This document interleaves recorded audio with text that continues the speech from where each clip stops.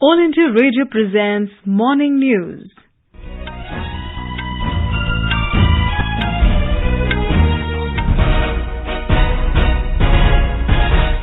Good morning. I am Saira Mujtaba. The headlines. Gangster turned politician Atiq Ahmed and his brother Ashraf killed by unknown assailants in Prayagraj. UP Chief Minister orders a high-level inquiry, asks police to be alert and ensure peace. Delhi Chief Minister Arvind Kejriwal to appear before CBI for questioning in Delhi excise policy case today. Union Commerce Minister Piyush Goyal says India poised to become third largest construction market in the next 2 to 3 years. In Sudan, at least 27 people killed and 200 injured in fierce fighting between the army and paramilitary forces. And in IPL, Punjab Kings beat Lucknow Super Giants by 2 wickets in Lucknow.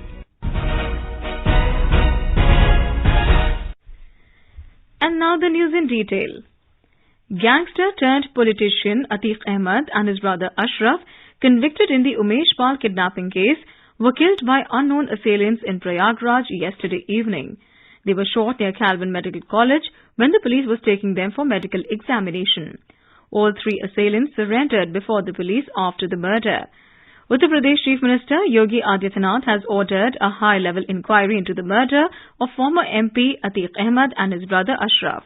He has asked police to be alert and ensure peace. Our correspondent reports that the state government has imposed Section 144 in Lucknow, Prayagraj and 73 other districts.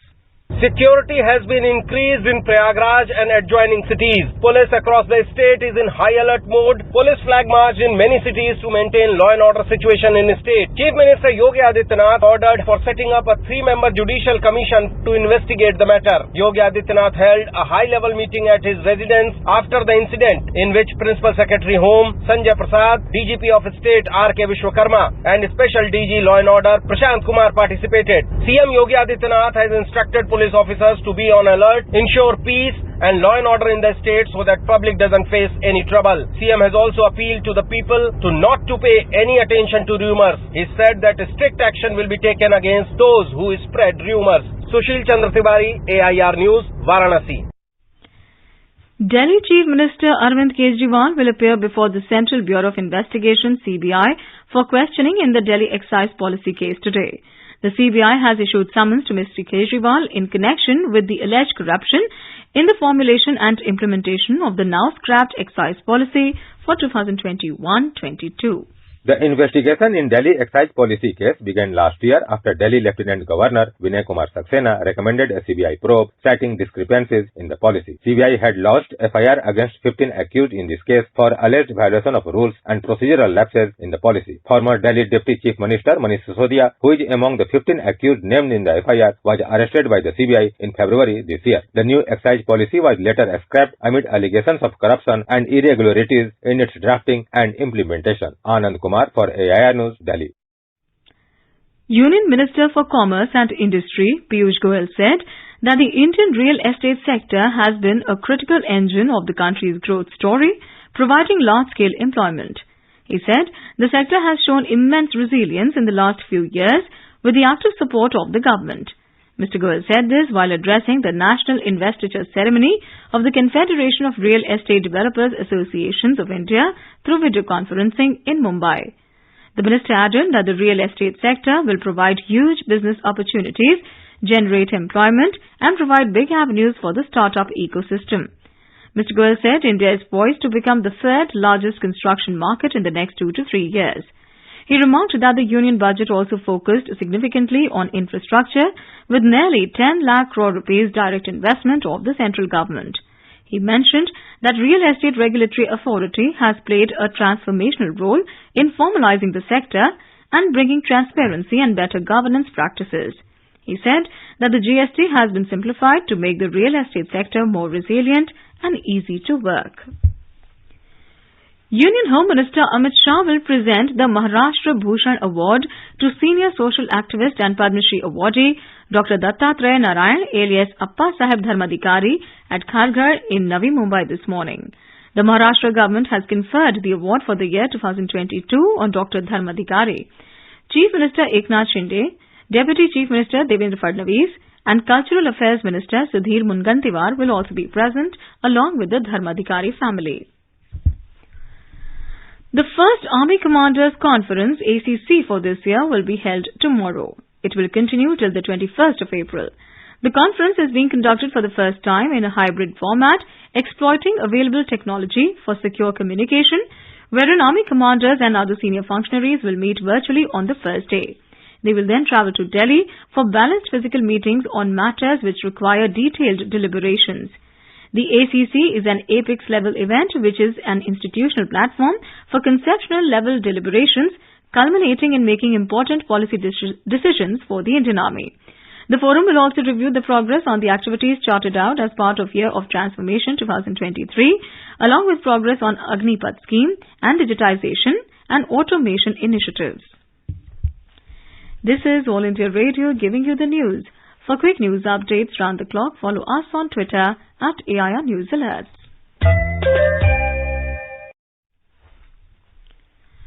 Welcome back. You're listening to Morning News. All India Radio is presenting a vignette of select quotes of Prime Minister Narendra Modi from Mann Ki Baat as the program completes its 100th episode in April this year. Today, in the 65th episode of this special program, let's listen to the excerpts in which the Prime Minister talks about how Ayushman Bharat has come as a major relief for the weaker sections of the society on the health front with affordable treatment.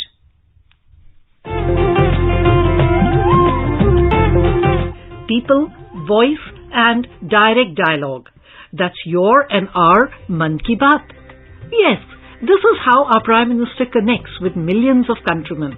With the program Mann Ki Baat, aired on the last Sunday of every month on All India Radio. This series, which started on October 3rd, 2014, will complete its 100th episode in April 2023. In the 65th episode of this special program, let's listen to those excerpts in which the Prime Minister told us about the relief that the weaker sections of society are getting on the health front from the Ayushman Bharat Yojana for the treatment that earlier used to be so unaffordable.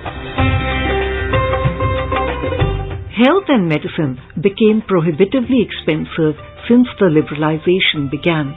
At its own level, the government introduced various schemes to bring affordable treatment for the common man.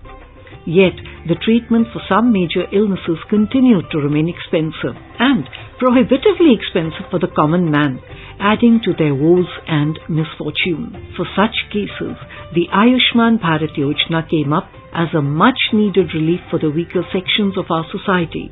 In the Mann Ki Baat program, broadcast on 31st May 2020, the Prime Minister drew attention of the people to this healthcare scheme for the economically weak. Manipur के चुरा चांदपुर में 6 साल के बच्चे केलेनसांग, उसको भी इसी तरह आयुष्मान योजना से नया जीवन मिला है। केलेनसांग को इतनी छोटी उम्र में ब्रेन की गंभीर बीमारी हो गई।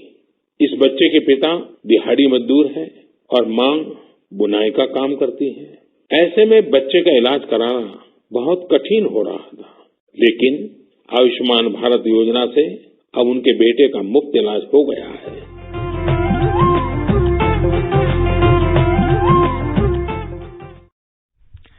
In some more news, the Bihar government has ordered a CID inquiry into the Hoosh tragedy in Motihari in the East Champaran district of the state. Additional Director General of Police, J.S. Gangwar, said that the special task force has been constituted to arrest the culprits of the Hoosh tragedy. Raids are also being conducted in the area. 21 people have been arrested so far. Chief Minister Nitish Kumar expressed his grief at the loss of lives and asked for all information related to the incident. 22 people died after consuming spurious liquor in different areas of Motihari in the East Champaran district of the state. Some of them lost their eyesight as well. The sale and consumption of alcohol was banned in Bihar by the Nitish Kumar government in April 2016. Leader of opposition in Bihar Assembly, Vijay Kumar Sinha, alleged that the administration has been indulging in the cover-up and also suppressing the actual death figures in the Motihari Hoosh tragedy. A 2-day global conference on compressed biogas will commence in New Delhi tomorrow.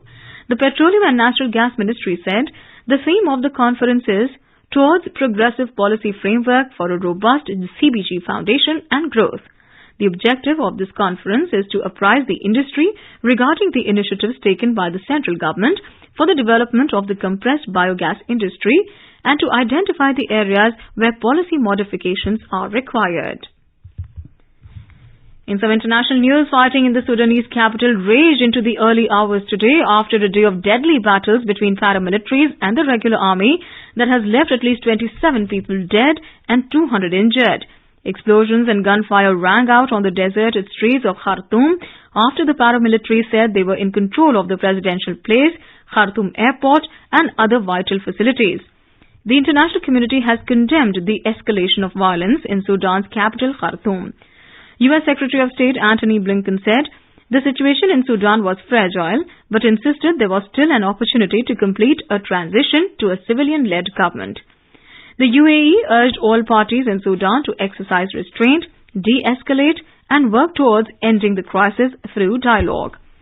UN Secretary General Antonio Guterres condemned the outbreak of fighting and called for calm. The Indian Embassy in Sudan warned its citizens to stay indoors and not to venture out in the wake of clashes between Sudan's army and paramilitary forces. External Affairs Minister Dr. S. Jaishankar offered prayers at the century-old Salamanga temple of Sri Ramchandraji before he concluded his first official visit to Mozambique yesterday. In a tweet, he said he was delighted to interact with the Indian community. He prayed for their health, well-being and success.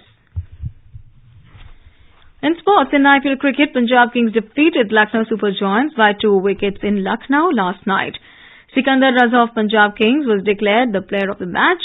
Earlier in another fixture, Royal Challengers Bangalore beat Delhi Capitals by 23 runs at the M. Chinnaswamy Stadium in Bengaluru with Virat Kohli's 50 runs in 34 balls.